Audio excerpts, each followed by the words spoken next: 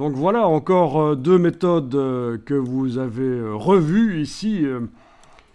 Une que j'ai faite, teinte saturation, mais finalement je ne l'ai pas appliquée, je n'ai pas modifié les pixels. Et l'autre méthode que vous venez quand même d'appliquer, le calque de réglage de type courbe de transfert de dégradé. Donc c'est encore une autre possibilité par rapport à ce qu'on a vu tout à l'heure, qui était ceci, je vous rappelle. Sur le calque qui contient les pixels, on avait été modifier le mode de fusion pour que ça se mélange avec l'image d'en dessous. Ça a modifié aussi les couleurs. Mais finalement, ça, on ne l'a pas fait. On l'a gardé en mode normal, 100%. Ça recouvre toute l'image d'en dessous du décor. Bien, parfait.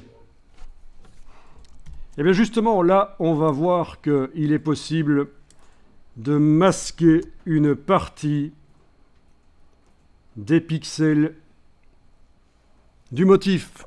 Donc il ne s'agit pas de les effacer, mais de les masquer. Alors vous allez tester ceci avec l'outil de création de sélection rectangulaire. Vous allez zoomer en arrière de manière à voir les bords de l'image. Et on va sélectionner le bas du travail ici. Et vous commencez à dessiner le rectangle, donc ceci. Vous commencez à dessiner le rectangle en dehors des limites de la page. Et vous terminez de le dessiner en dehors des limites. D'accord ?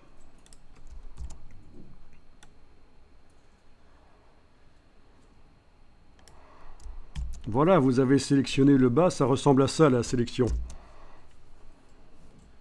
Et donc le but est d'arriver à rendre invisibles les pixels du motif à cet endroit-là et on va voir réapparaître notre image d'en dessous.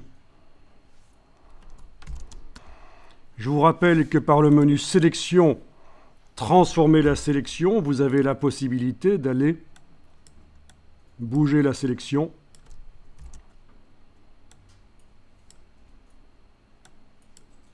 Ah oui, dans ce cas-là, il faut enfoncer la touche majuscule si on veut juste modifier le dessus. La touche Shift pendant qu'on bouge.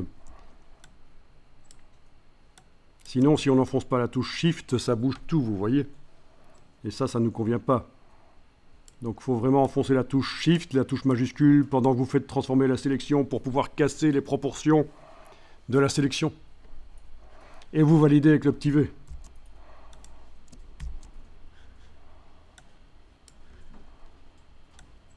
Bien. Donc techniquement, il serait possible d'effacer les pixels à ce stade-là. Ils sont sélectionnés, une partie des pixels, mais ne le faites pas. Une partie des pixels du calque, une partie est sélectionnée. Ce qu'on va faire, c'est les masquer. Et alors voilà comment on fait. Vous avez la sélection qui est là, active sur l'image, on est d'accord. Vous allez cliquez sur l'icône ici du masque. Alors, vous allez dire, ça ne ressemble pas à un masque.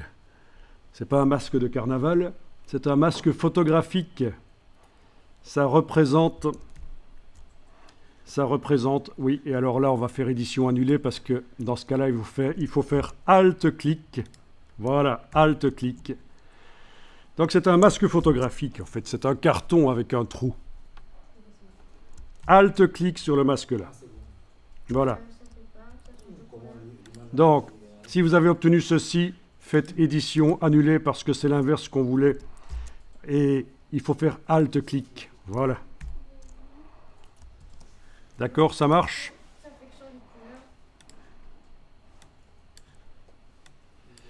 Alors. Donc, tu es en train de dire que le décor a changé de couleur. Donc, le problème que vous avez, c'est que vous n'êtes pas en train de travailler sur le bon calque. C'est quand on est sur celui-ci qu'on fait ça, pas quand on est sur la courbe de transfert de dégradé. On veut masquer les pixels ici. Alors, j'ai peut-être oublié de vous dire qu'il fallait activer ce calque-là. Ceci dit, ça fait quand même 5 minutes qu'on voit qu'il est activé. Mais bon. Donc, est-ce que ça marche là ? Quand vous faites Alt-clic, vous voyez que la zone qui était sélectionnée, les pointillés, ils ont disparu. et ça a été transformé en masque. Donc, le principe, c'est ce qu'on a ici, c'est ce qu'on appelle un masque de fusion. Ça permet de travailler la visibilité des pixels du calque, en fait. Quand c'est noir dans le masque, ça empêche que les pixels soient visibles, vous comprenez? Voilà. Donc, je recommence. Au début, j'avais le calque ici des pixels activés et la sélection en pointillé visible. Et je vous ai demandé de cliquer sur le masque. Sauf qu'on obtient l'inverse de ce que je voulais.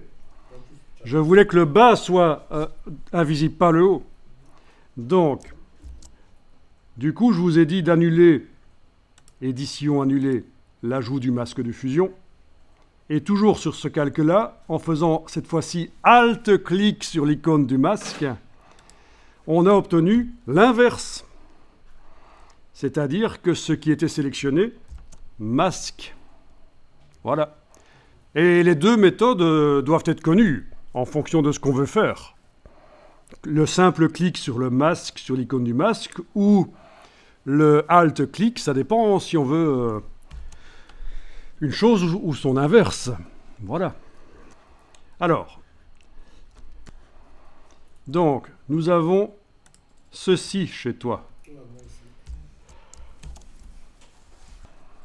Donc, est-ce que quelqu'un sait pourquoi le décor qui est chez moi vert est modifié par la courbe de transfert de dégradé?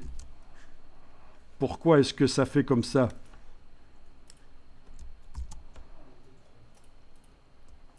Ben oui, c'est ça. Un calque de réglage, si on ne fait pas quelque chose, il agit sur tout ce qui se trouve en dessous de lui. Et donc, en effet, pour qu'il n'agisse que sur le calque qui est juste en dessous de lui, il faut faire Alt-clic entre les deux. Et voilà.